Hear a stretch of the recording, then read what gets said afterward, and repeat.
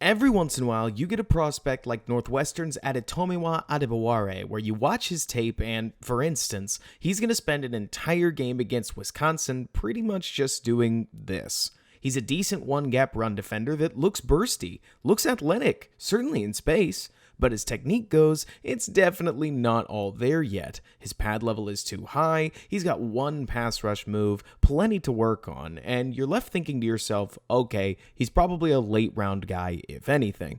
Then he plays Ohio State, where they start playing him at 3-tech a bit more. You start to see some serious flashes. His one-gap run defense looks outstanding, especially on wide-hitting runs. You get some sweet power reps in the pass game. His athleticism shines on stunts. He's disruptive with his hook and turn, that one pass rush move I mentioned.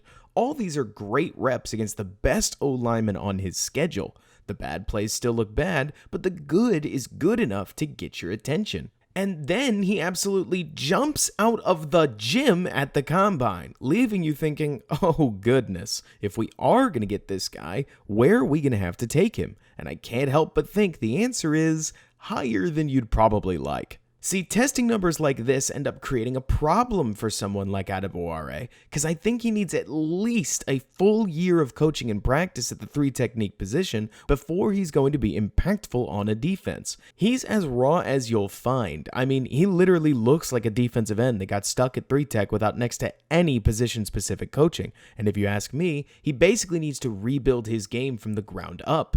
Still, I doubt NFL teams trust each other to let a prospect with his obvious upside fall too far, which could mean he gets drafted as high as the late first or early second round.